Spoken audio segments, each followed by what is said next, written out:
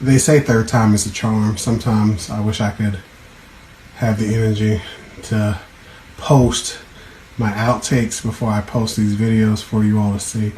But these are tiger lilies. They're in the genus of the Liliaceae, the lilies, and they are what's called angiosperms. So plants that have flowers that we love and adore are angiosperms. And then there's gymnosperms, the plants that don't have flowers. They're cone-bearing plants.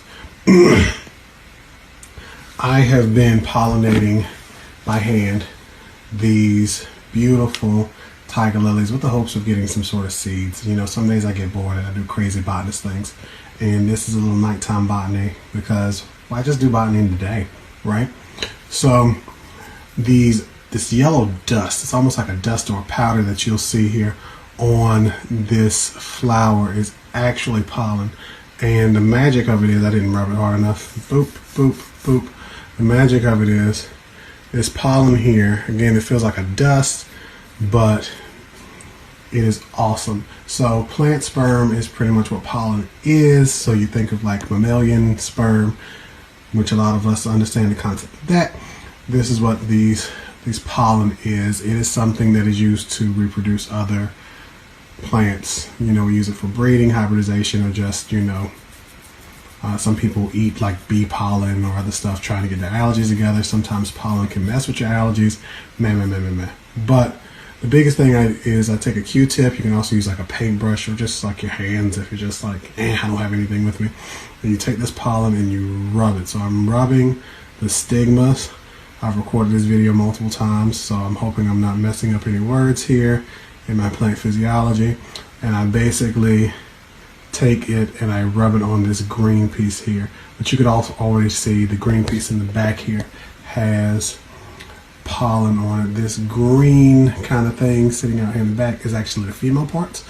It's the leading to the ovary. The tube has a pollen tube here, which will take this big tight pieces of pollen and it'll do the long stretch to the actual ovary, which, let's see if I can do this without destroying my flower, is kind of somewhere hidden in the canopy of the flowers, almost where the stem would be.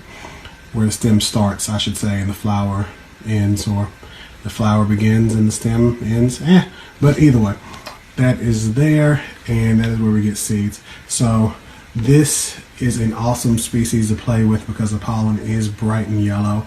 I heard it can be very detrimental to like fancy tablecloths because it can stain them and it'll be difficult to be removed. I haven't had any issues yet, but I don't have any fancy tablecloths. But my hand is a little yellow, but it's kind of disappearing, right? But it is awesome. And again, these are beautiful species. But the one thing I wanted to impart you all with was the simple fact that plants are fantastic and they have power and meaning. And when you give someone a flower, it represents love for various reasons. That's the historical context that we have used to give people flowers, whether it's love, care, and concern. But this is a plant organ. Like when you sniff your nose into a flower, you're sniffing the crotch of a plant.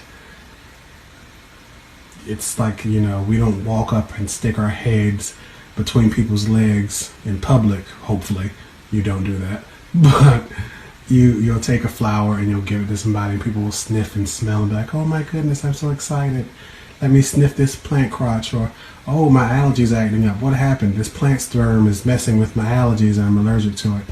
Or, ooh, let me eat this ripened ovary, or make it into applesauce, or eat this orange. So, it's funny things that we do with the anatomy of these plants that we typically wouldn't do with other things. But it is what it is. I hope you all are enjoying this quick video, even though it was way longer than I wanted it to be. And if you have any questions, hit me up.